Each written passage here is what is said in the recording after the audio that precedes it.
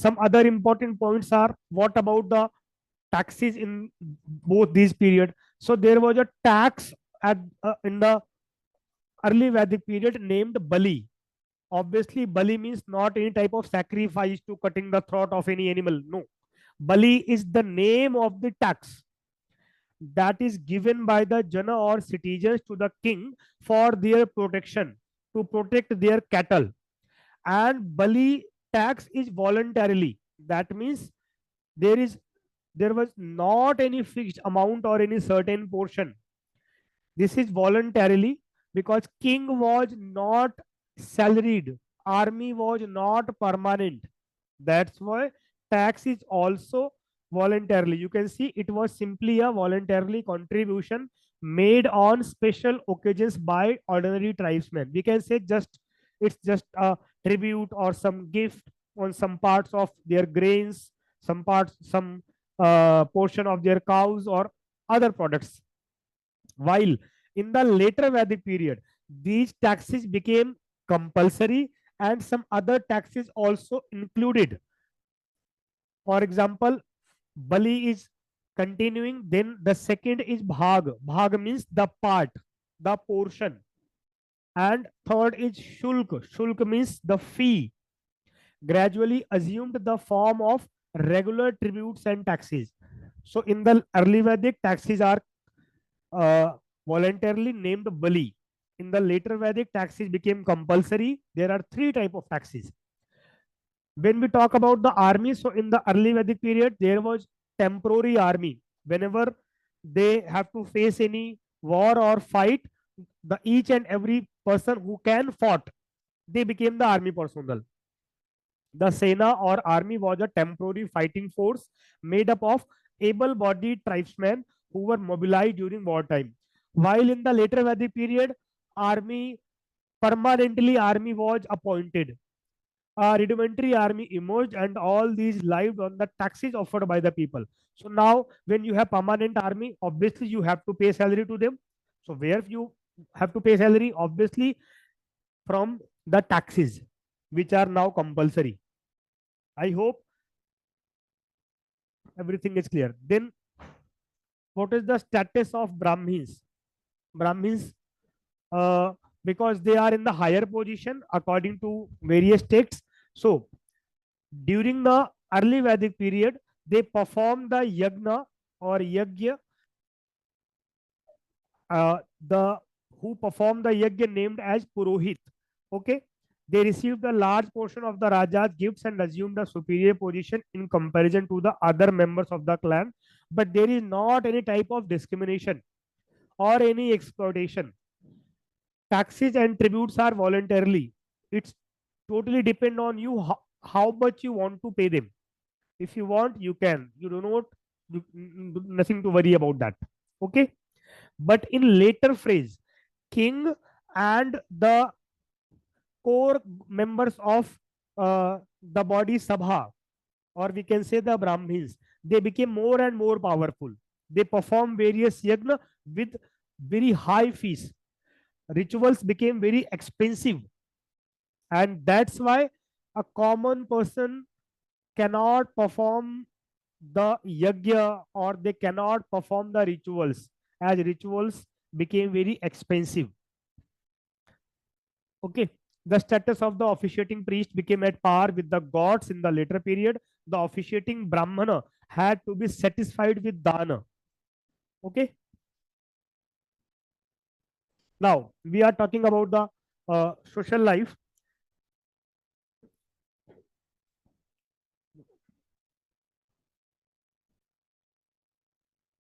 So what is the family system, or what was the unit of the family? So the family belonged to a larger group known as a wish or clan. That means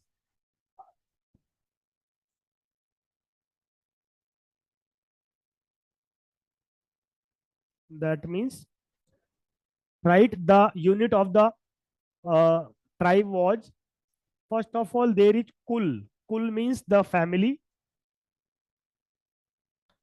Then many kul form villages or gram. Okay, and some villages with a common clan form Vish, or we can say clan. Okay, and then these Vish or clan formed Jana, later Rashtra. So this is the unit from the lower to upper. Presently, we can say there is village, on upper on the village there is block or taluka or pargana, then district, state and country. Here we can say another thing is kul or family, then village gram, then vish, that means village of same clan people, then jana, and then rashtra. Rashtra, a word introduced in the later Vedic period. The jana was the largest social unit here, while here the largest social unit was rashtra. I hope. Okay, good. Yes, sir. Yes, sir. Okay. Then Varna system. Maybe you hear about the four Varnas. So in the early Vedic period, there was no Varna system, but in the last time of the early Vedic period, Varna system became developed, and in later Vedic period, there are proper mentioned four Varnas. That means Brahmans, Kshatriya, Vaishya, Sudra, and slowly they also became the region to exploitation, to discrimination.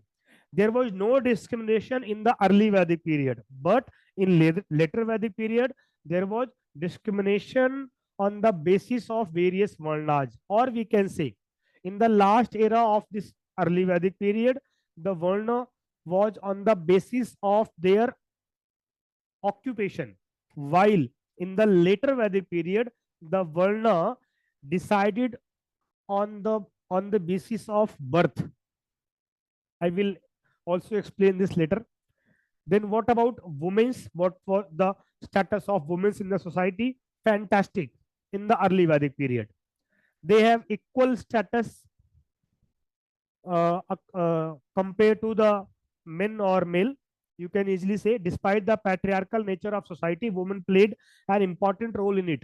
They had been educated and were entitled to the assemblies. That means they can participate in the Sabha and Samiti as well. They can make their suggestions for the administration. Some important women are, so there are some named mentioned. First one is Apala, Vishwaswara, Ghosha, Lopamudra. These are women's saint, or we can say the women's authors or women's intellectuals who are whose name was mentioned in the early Vedic period. Recently, there was a book uh, from an woman author named 100 Vedic Women, Untold Tales from Indian Folklore. That means there are more than 100 names mentioned in various Vedas. Obviously, it means these women were played very important role at that time in any dimension of the society, or political administration, or any other thing. But in later Vedic period, this status of women was declined, status was fallen. You can say they were considered subordinate to men now, and were not involved in any major decision making. Slowly, they also stopped or limited for education as well. Their participant in public meetings was restricted. Child marriages were becoming common. Okay, so this is the difference. In early Vedic period, you can read they were free to choose their partners and could marry whenever they wanted. Maybe you heard about a word Swayamvar. For example, today is Dashehra. So, how Lord Rama was married with Masita? Obviously, with a process named Swayamvar. So, in the assembly, in the court of King Janak, Masita can choose from whom she want to marry. and he chose obviously Lord Rama. There are certain examples or many examples of swayamvar in Mahabharata also. So here women are free to choose their partner or when she want to married. But in the later Vedic period, they are restricted about all these decisions. Then there is another term, Varna Ashram. Varna Ashram means, so generally there are four ashramas in India, or at that time, that means Brahmacharya. Maybe you heard about that. Brahmacharya, Grihastha, Vanaprastha, and Sannyasi. That means each and every human should gradually enter in these ashrams. After one, the text mention three stages of life. First one is Brahmacharya, that means student life, generally the first 25 years of the age. During this phase, men or the human will gather all type of knowledge, materialistic knowledge about agriculture, about war, about medicine, and various other things. And then they entered in the grihast or householder life. They married and then they start their family. After the age of 50, generally, when now their children are totally grown, they are settled, then these people enters in the third phase that is named as Vanaprastha Ashram. In the Vanaprastha Ashram, uh, society expect that now these peoples made their contribution for society. They provide various services for the betterment and upliftment of society. Later, the fourth stage was added, that is sannyas. Sannyas means you do not want to attach with this materialistic world. You do not want to get married, to start your family. You just want to make prayers. You want to the knowledge of God or creator or soul. Who am I? These questions raised in your mind, etc., etc. Though the sannyas ashram, that means the fourth stage, was not compulsory for each and every person. And sannyas ashram is also not a fourth stage, but at any time people can get in sannyas ashram. That means uh, a student can also enter in sannyas ashram without uh, going or without making any family or any married life, etc., etc. So this whole concept is known as Varna Ashram, which developed in the later Vedic phase. I hope this Varna Ashram and Varna system is clear to all of you. If yes, then put some comments. Then we will go with all these images.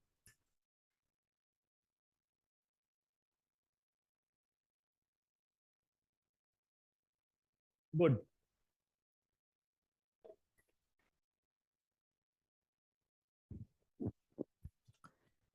So here you can see a Varna system.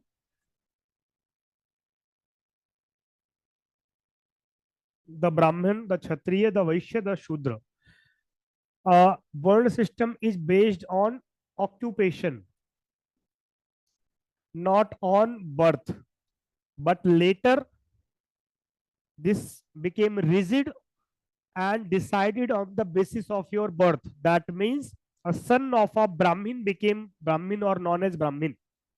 A son of a Kshatriya is known as Kshatriya. But in the early Vedic period, there are certain stories mentioned in Veda, that means which depict that there is various Varna people are living in a same family. That means father can be a Brahmin or can be a Kshatriya. His wife can be from any other Varna. If he have two or three sons or daughters, they can be related from various Varnas. Means what occupation they adopt, they divided into or categorized into that particular varna. That means if a person have two sons, one is in the field of teaching, so he is known as the Brahmin. The another is a soldier, so he is known as Kshatriya. If any third son or daughter, if he is doing some trade work or agriculture, then he is known as the Vaishya. But later, these Varna system became rigid and became on the basis of birth, which developed discrimination. And again, in the next later phase, the development of caste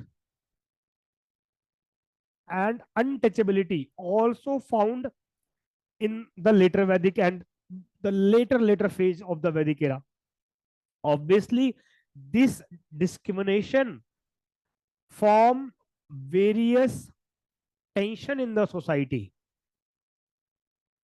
because now this system became a mode to exploitation, to discrimination. Okay,